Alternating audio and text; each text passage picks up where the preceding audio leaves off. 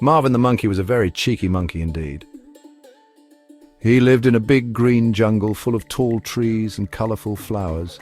Marvin loved to swing from branch to branch, his long tail helping him balance just so.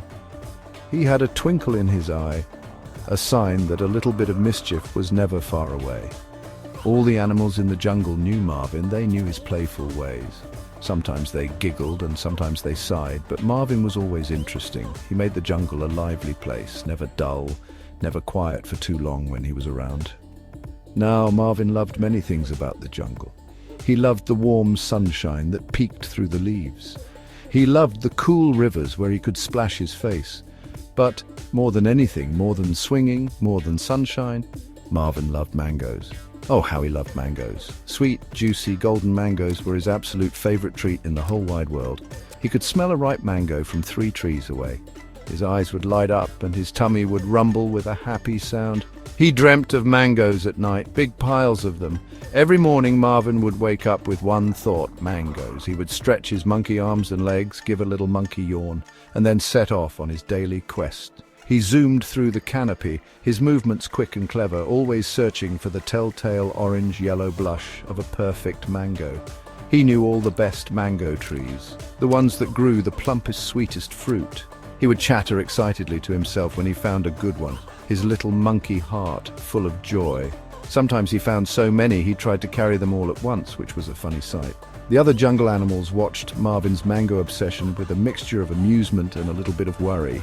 "There goes Marvin," Percy the parrot would squawk, off on another mango hunt. Ellie the elephant would shake her big head slowly. "That monkey and his mangoes," she would rumble softly. Leo the lion, usually trying to nap, would open one sleepy eye. "Just don't drop any on my head, Marvin," he'd grumble. They knew Marvin's love for mangoes often led to his most memorable and sometimes most troublesome adventures in their shared jungle home. Marvin's mischief wasn't always about mangoes, though mangoes often played a part. One sunny afternoon, Percy the parrot was practicing his new song. He perched on a high branch, puffed out his colourful chest and began to sing, "Tweet, tweet, tra-la-la." Marvin, hiding nearby, found a long, fluffy feather. He crept closer and closer, then, with a giggle, he tickled Percy right under his beak. Percy let out a loud squawk instead of a tra-la-la and nearly fell off his branch. Marvin chattered with laughter, swinging away before Percy could scold him too much. Another time, Ellie the elephant was enjoying a lovely, cool mud bath. She closed her eyes, sighing contentedly as the mud soothed her skin. Marvin, watching from a tree above, had gathered a handful of bright red berries. He thought it would be funny to give Ellie's bath some colour. Plink, plonk, plop. The berries landed in the mud around Ellie. She opened her eyes, surprised to see red dots floating everywhere. "Marvin," she trumpeted, but it was a playful sound. Marvin just grinned and offered her a juicy mango he'd saved. And Ellie couldn't stay cross for long. Even Leo the lion, the king of the jungle, wasn't safe from Marvin's playful antics. Leo loved his afternoon naps, curled up in a patch of warm sunlight. Just as he was drifting off to sleep, Marvin would often decide it was the perfect time to practice his loudest monkey calls right above Leo's head. "Ooh, ooh, ah, ah!" Loud, Marvin would shriek, leaping from branch to branch. Leo would open one golden eye, let out a low, rumbling growl, and flick his tufted tail in annoyance. "Some peace, Marvin, please," he'd sigh, though a small smile played on his lips. Despite the occasional feather tickling, berry bombing, or nap interrupting, the jungle animals were mostly fond of Marvin. He had a good heart, even if he was a bit of a rascal. And often after a particularly cheeky trick, Marvin would appear with a spare mango, his eyes wide and innocent, offering it as a sweet apology. It was hard to stay mad at a monkey who shared his most prized possession, so life in the jungle continued, full of sunshine, songs, naps, and Marvin's never-ending mango-fueled adventures. The day of the Great Mango Festival arrived, buzzing with excitement and the sweet scent of ripe fruit. This was Marvin's favorite day of the entire year. All the animals gathered in the main clearing, where piles and piles of mangoes were displayed. There were red mangoes, yellow mangoes, big mangoes, small mangoes, a true mango paradise. Musicians played happy tunes and everyone was chattering and laughing. Marvin's eyes were wide with delight. He could hardly believe so many mangoes existed in one place, just waiting to be eaten. He bounced on his toes, eager for the feasting to begin. In the very center of the clearing stood the most magnificent sight of all, the great mango tower. It was a tall, wobbly pyramid of the biggest, juiciest mangoes, reaching almost to the lower branches of the trees. And right at the very top, like a golden crown, sat the most perfect mango Marvin had ever seen. It practically glowed. Marvin knew with every fiber of his monkey being that he had to have that particular mango. It was calling to him. His little monkey brain started whirring, figuring out a plan. Ignoring the sensible part of his brain that whispered, maybe not, Marvin, he made a dash for the tower. He was quick and agile, a furry blur. Up, he scrambled, using mangoes as handholds and footholds. "Marvin, no!" called Percy the parrot, his voice full of alarm.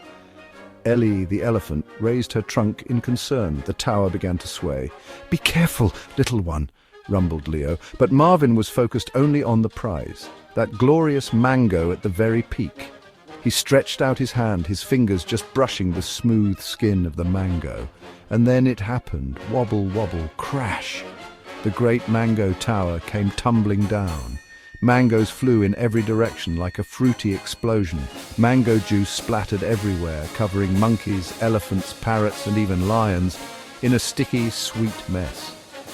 There was a moment of stunned silence, broken only by the sound of mangoes squishing underfoot. Marvin found himself sitting in a puddle of mango pulp, the prize mango having bounced right off his head. The festival clearing was a scene of utter mango mayhem. Oh dear, Marvin. Wise old Owl Hooty, who had been observing the festivities from a high branch, flew down. He was not splattered with mango, and he did not look amused. He cleared his throat with a solemn hoo-hoo. All eyes turned to him, and then to a very sticky, very sheepish Marvin. "Marvin," Hooty said, his voice calm but firm, "you have caused quite a commotion, such a waste of wonderful mangoes. You made this mess, Marvin, and so you will help make things right. And then you will do a little more to ensure future festivals are even fruitier." Marvin's punishment was not just to clean up the sticky mango mess, though that took a very long time with help from everyone. His main task was to plant mango seeds. Lots and lots of mango seeds all around the edges of the jungle clearing. At first, Marvin grumbled. Digging little holes with his monkey paws was hard work. Covering the seeds with earth was tiring. Watering them with a leaky coconut shell felt endless. "This isn't as fun as eating mangoes," he muttered to himself, his shoulders slumped. He missed swinging and playing. But then something wonderful happened. After a few weeks of careful watering and waiting, tiny green sprouts began to poke up from the soil where Marvin had planted the seeds. He peered at them closely, his grumbling forgotten. A little thrill went through him. He had helped make these.